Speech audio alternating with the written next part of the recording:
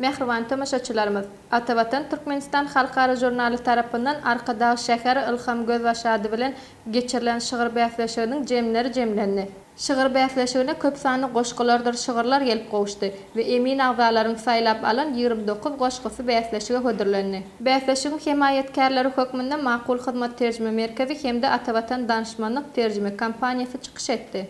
Şeýle hem bäsleşige hödürlenen şygyrlar video ýazgy edilip Atavatan TV YouTube kanalyna, Atavatan Türkmenistan Instagram hasabyna hemde atavatanTV.com saýtyna ýerleşdirildi. Şoňa laýyklykda bu bäsleşigiň ýeňijileri emin agzalaryň beren bahalary bilen bir hatarda Atavatan TV YouTube kanalyna, Atavatan Türkmen Instagram hasabyna hemde jurnalymyzyň atavatanturkmenistan.com saýtyna şeýle hem atavatanTV.com saýtyna görülen fanlary esasyna kesitlenildi. Bäsleşigiň ýeňijilerini öňe etmek babatda berer habarymyza goşmaçy hökmünde gelen goşgularyň awtorlarynyň arasyndaky balaryň bir-birine ýakyn ony gözeňde tutulup, ýene-de 5 awtora her birine 200 manat möçberde jemi 1000 manat höweslendiriji baýrak bermegi makul bildik. Mehriban ýaşlar, soňky maglumatlary gözeňde tutup bäsleşigiň ýeňijilerini eglan edýär. 1-nji orun Kerim Haliýew, baýragy 5000 manat.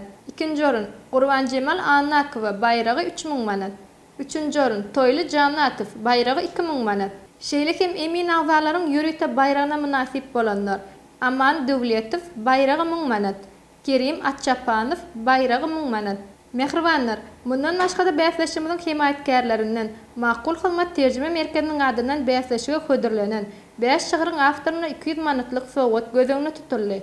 Höweslendiriji baýraklara münasip bolan awtorlaryň hem balary esasy baýragy gazananlardan kän tapawutly bolmanlygy üçin olary hem baýrak bermegi makul bildik. Olar Ayjemal Gaýliýewa, baýragy 200 manat. Şagelli Falihow, baýragy 200 manat. Nurgelli İlgeldiýew, baýragy 200 manat. Ismail Muhammed Durdiýew, baýragy 200 manat.